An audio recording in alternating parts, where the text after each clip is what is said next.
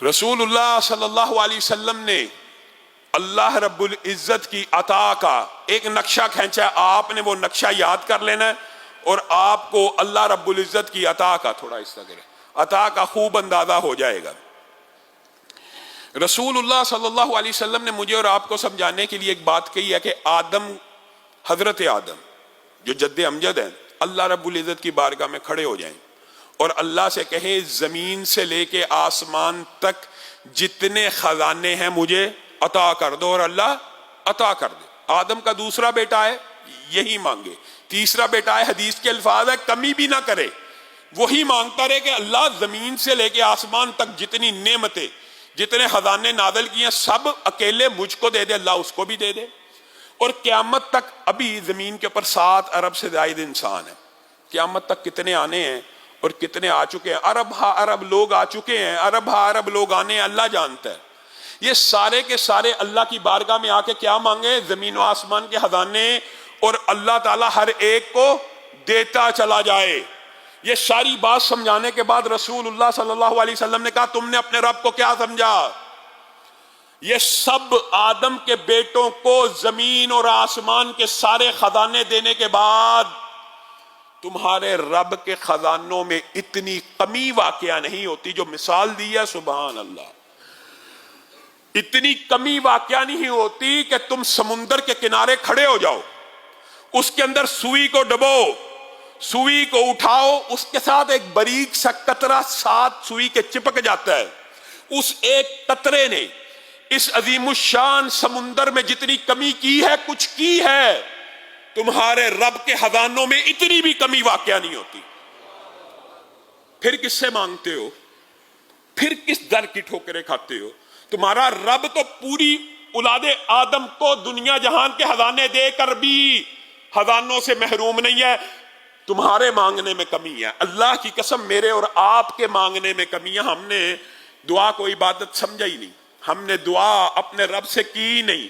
اور آپ کو کس کس نبی کا دعا کا واقعہ آپ کے سامنے، انبیاء کے دعا، یہ لوگوں کے سامنے انبیاء کی دعائیں رکھیں تو اس کے 2 پہلو ہوتے ہیں۔ وہ بعض لوگ کہتے ہیں یار وہ تو نبی تھے، ان کی تو اللہ نے سننی تھی، ایک چلو یہ پہلو تو ہے، لیکن دوسرا پہلو آپ نے غور نہیں کیا کہ نبی کو بھی جب اولاد کی حاجت ہوئی، نبی صابر ہوتا ہے، مانتے ہیں، نبی صبر کرتے ہیں۔ زکریا ایک عرصے سے صبر کر رہے تھے نا، مریم کے پاس بن موسم کے پھل دیکھے تو دل میں یہ آس جاگ اٹھی، بوڑھا ہوں، بیوی بانچ ہے، بن موسم کے مریم کو پھل مل سکتے ہیں تو مجھے اولاد کیوں نہیں مل سکتی؟ نبی تھے، پہلے بھی علم تھا، لیکن زبان پہ الفاظ نہیں تھے آتے۔ اچانک کہہ دیا ربی لا تذرنی فردا وانت خیر الوارثین، منہ سے الفاظ نکل گئے۔ نبی ہے، پیغمبر ہے، رسول ہے، ایک اینگل تو یہ آپ کو یاد ہے کہ نبیوں کی تو اللہ سن لیتا ہے، یہ بھی ایک دوسرا اینگل بھول گئے کہ نبی بھی اگر اولاد مانگتا ہے تو کس سے مانگتا ہے؟ نبی کو بھی اولاد ملتی ہے تو کس سے ملتی ہے؟ یہاں پہ تو اولادیں دینے والے، بگڑی بنانے والے ہر گلی کی نکر کے اوپر بیٹھے ہیں، یہاں پہ انبیاء اولاد کے لیے کس سے فریاد کر رہے ہیں؟ ایوب کی بھی، وہ بھی صابر تھے، ظاہر ہے بیوی بھی کیا اٹھی اور کیا اٹھی کہ کر دیجیے اب اللہ سے دعا کا۔ 70 برس آسانی اور آسائش میں گزرے، ابھی تو 15-17 برس ہوئے ہیں، تو اللہ سے صبر نہ کروں؟ ابھی اپنی بیماریاں، ہاں زبان پہ جب بیماری آنے لگی کہنے لگے اللہ ذکر کرتا ہوں اس زبان سے، اس سے محروم نہ رکھ۔ پھر دوستوں نے تانے دیے تو انی مسنی الضر کا نعرہ لگا دیا، اللہ تعالیٰ نے دولت بھی واپس کی۔ یہ تو ہم کہہ دیتے ہیں جی نبیوں کی دعائیں، سب کی دعائیں موجود ہیں، کن سے مانگا نبیوں نے بھی؟ اللہ سے۔ اور نبیوں کو عطا کرنا ظاہر ہے ایک عام بندے کے ذہن میں آتا جی اولیاء اللہ اور انبیاء کی تو اللہ تعالیٰ سن لیتا ہے۔ یہ بھی آپ کو کسی نے مغالطہ ڈالا ہے کہ اللہ تعالیٰ گناہ گاروں کی نہیں سنتا، یہ بھی مغالطہ ہے، بیٹا پنکھا بند کر، یہ بھی مغالطہ ڈالا ہے کہ گناہ گاروں کی نہیں سنتا۔ میرے پاس اللہ کے فضل و کرم سے سینکڑوں کے قریب اصلاً واقعات ہیں دعا کی قبولیت کے، لیکن میں آپ کو عصر حاضر کا ایک گناہ گار بندے کا واقعہ سنانا چاہتا ہوں۔ جو واقعہ ادارے ہیں سعودی عرب میں، مکتبے ہوتے ہیں جالیات کے، نیکی کے کام کرنے کے، اس کے مدیر نے ہمارے دوست عبد المالک مجاہد، ہمارے رشتہ دار بھی ہیں، ان کو خود سنایا.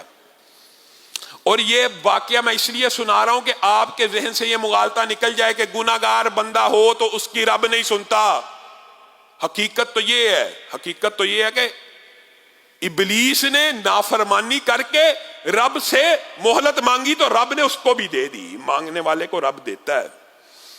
ابلیس کو بھی قیامت تک کی مہلت دے دی. یہاں پہ انہوں نے بیان کیا ایک شخص تھا انڈیا کا، وہ جھوٹے قتل کے مقدمے میں اس کا ساتھ روم میٹ قتل ہو گیا، وہ بھی گرفتار ہو گیا. اور وہ جو انڈیا کا بندہ تھا، نام کا اس کا مذہب تھا، بنیادی طور پہ نہ وہ ہندو تھا، نہ عیسائی تھا، نہ سکھ تھا، مذہب بیدار تھا، لا دین تھا، کسی اللہ پہ یقین نہیں تھا رکھتا. قید ہو گیا تو پریشان ہو گیا اور کہنے لگا اب تو ظاہر ہے ما فوق الاسباب وہی کوئی ہستی ہو سکتی ہے جو مجھے نجات دے دے. قتل کا الزام ہے، اسلحہ برآمد ہو گیا ہے، اس کمرے میں میں ساتھ رہتا ہوں. تو وہ باضابطہ طور کے اوپر پہلے حضرت عیسیٰ کو، عیسائیوں کے خدا کو، حضرت عیسیٰ کو اور اللہ کو پکارنے لگا. کچھ دن پکارا، کچھ نہ بنا.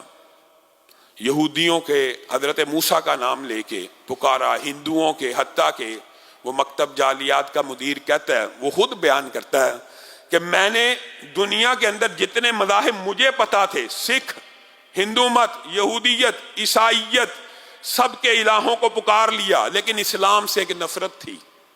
بچپن سے لے کے جس ملک میں پلے بڑے تھے، ایک نفرت تھی، اس کی طرف میں متوجہ نہیں تھا ہوتا. لیکن جب سب دروازے کھٹکا لیے تو میرے دل میں خیال آیا کیا ہر ایک کے رب کو پکار کے دیکھ لیا، مسلمانوں کے الہ کو بھی پکار کے دیکھ لیا جائے. وہ لڑکا خود بیان کرتا ہے کہ اللہ رب العزت کو اس طرح پکارا، اے مسلمانوں کے رب، اگر تو واقعی خالق حقیقی ہے اور تو ہی سچا رب ہے مسلمان جس کے بارے میں ہمیں کہتے ہیں، اور اسلام ہی سچا دین ہے، تو اے اللہ پھر مجھے اس قتل سے بری کر دے. کہا کہ ابھی میں نے دعا ختم نہیں تھی کی، دروازہ کھٹکا، مجھے جیلر لے کے آیا کہ ہم نے تفتیش کی ہے، دوسرا قاتل پکڑا گیا ہے، آپ کو لے کے چلتے ہیں. انہوں نے کہا کہاں لے کے چلتے ہو؟ کہا سب سے پہلے اسلام کو قبول کروں گا، میں گناہگار، میں عاصی، میں نکما، میں نے زندگی میں کبھی نیکی کا ایک کام نہیں کیا، تمہارے رب کو پکارا ہے، اشہد ان لا الہ الا اللہ واشہد ان محمدا عبدہ ورسولہ. تمہارے رب نے میری پکار کو سن لیا ہے. گناہگار آدمی، آپ کو کس نے مغالطہ ڈالا کہ گناہگار بندوں کی اللہ تعالیٰ نہیں سنتا؟